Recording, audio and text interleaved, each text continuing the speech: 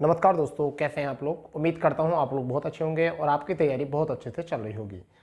जैसे कि आपको पता है, यूपी ट्रिपल एससी से जुड़े सभी अपडेट हम आपके सामने लेकर आते हैं और हमारे जितने भी अपडेट होते हैं वो बिल्कुल ऑथेंटिक और ऑफिशियल होते हैं।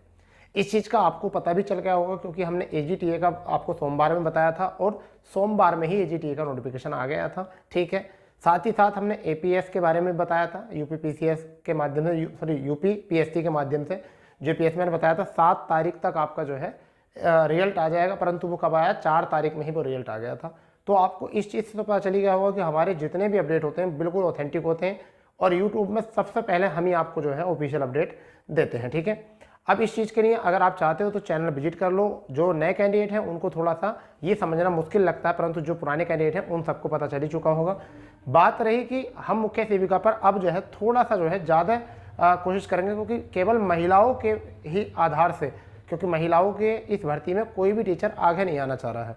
ठीक है, जो भी टीचर आगे आता है उसको डर लगना शुरू हो जाता है, यानी कि ऐसा मान चलिए उसी को जो है बुराइयां मिलनी शुरू हो जाती हैं। परंतु क्या है, ये सभी टीचरों के सहयोग से ही भर्ती भी पूरी जल्दी होगी, क्योंकि ऐसा होगा अगर आप सब इन बहनों के साथ अगर मिलकर कोऑपरेट करोगे तो शायद रिजल्ट जो है मार्च में ही आ जाए। तो जितने भी टीचर हैं यूट्यूब के माध्यम से सपोर्ट करना चाहते हैं या फिर आयोग जाकर सपोर्ट करना चाहते हैं, तो मैं उनसे विनती करना चाहता हूं कि इन बहनों के साथ मिलकर जो है और इनकी भर्ती को जो है जल्द से जल्द पूरा कराने के लिए सहयोग करें।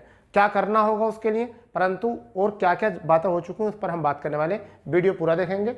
जिसे अगर वीडियो अच्छी लगे तो वो चैनल को जो है सब्सक्राइब कर देगा, बेल आइकन ऑन कर देगा। ठीक है, यूपी ट्रिपल एससी में अगर हम बात करके चलें तो देखिए हमारा ये अपडेट होता है यूपी ट्रिपल एससी का मुख्य सेविका अपडेट। आपको बच्चों पता है कि बहुत लंबे समय से भर्ती जो है परेशानियों से जूझ रही है और सभी टीचर जो है ना अपना कोर्स बेचकर और इससे पीछे हट चुके हैं।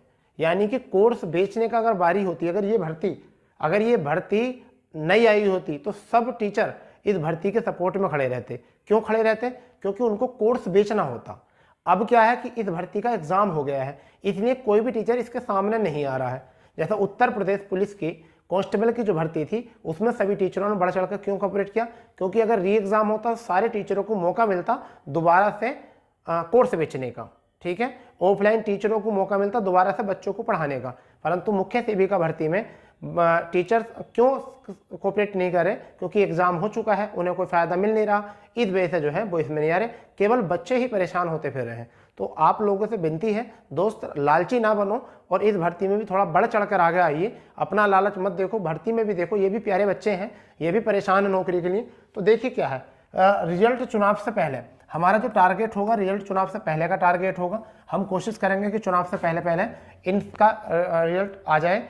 और एक और हमारा टास्क होगा, क्या होगा, सरकार के संज्ञान में जो है भर्ती को पहुंचाना है। वैसे तो इन बहनों ने बहुत मेहनत की है, सरकार के संज्ञान में इस भर्ती को पहुंचा दिया है अपने आवेदन से, जनता दरबार के माध्यम से अपना आवेदन करके। अगर यहाँ कोर्स बेचने की बात होती ना तो सारे टीचर, हमें कहने की जरूरत नहीं होती, किसी को भी कहने की जरूरत नहीं, सारे टीचर एकदम सामने आते। परंतु क्या है, अब कोर्स तो बेचने का काम खत्म हो गया यहाँ से। चलिए अगर बात करते हैं सीएम सर का जवाब क्या है। जब भी आप सीएम सर को पत्र के माध्यम से अपना कुछ शिकायत भेजोगे और उसका जवाब जो मिलेगा, केवल एक ही जवाब मिलता है कि क्या आपकी भर्ती पर काम चल रहा है। बस आपको यही जवाब मिलना है, आपकी भर्ती पर काम चल रहा है। तो ये काम तो नहीं करना है, आगे बढ़ चढ़कर जो है कोऑपरेट करेंगे सब लोग और कोशिश करो। आयोग जाने का टाइम हो तो आयोग जाइए। ठीक है, भर्ती कोर्ट में है, ये सबको पता है।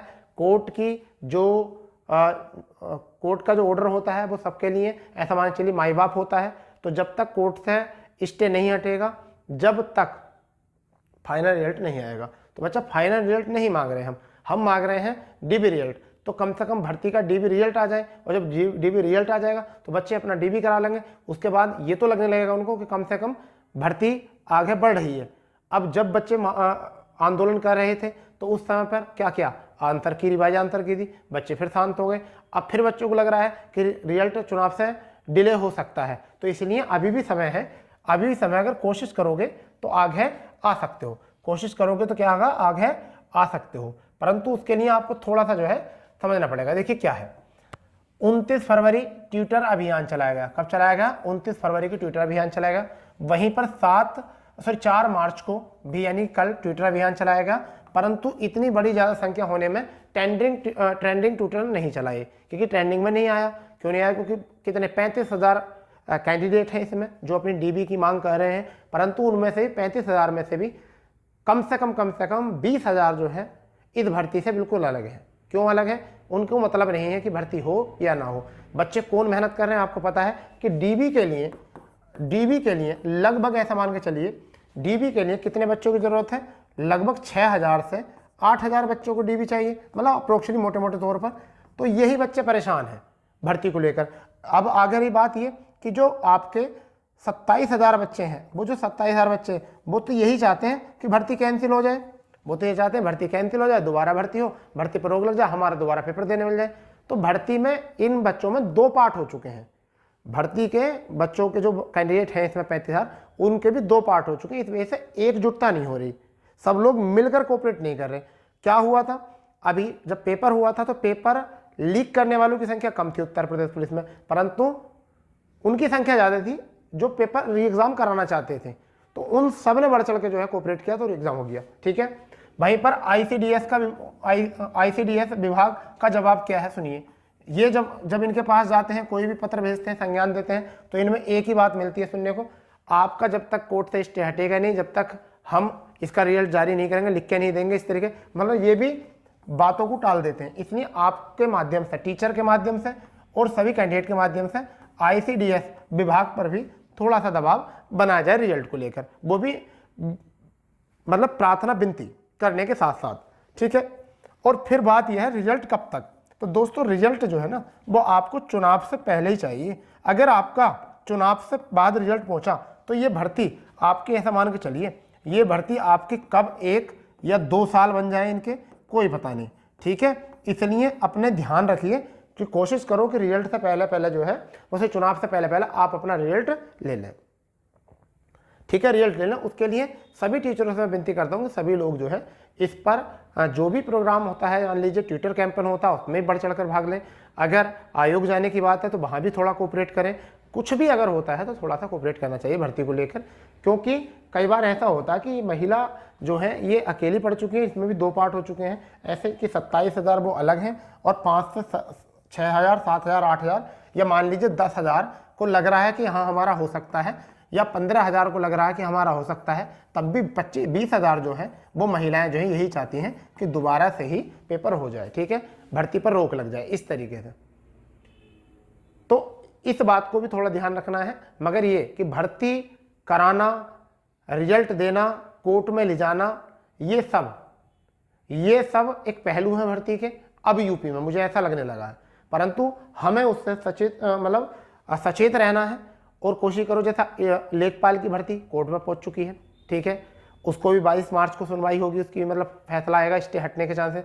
बीडीओ की भर्ती आप देख लीजिए, बीडीओ की भर्ती को ईडब्ल्यूएस को लेकर जो है ईडब्ल्यूएस को लेकर बच्चों ने रेड डाल दी है, तो वहाँ भी भर्ती पर वो लगी हुई थी, रेड लगी हुई थी।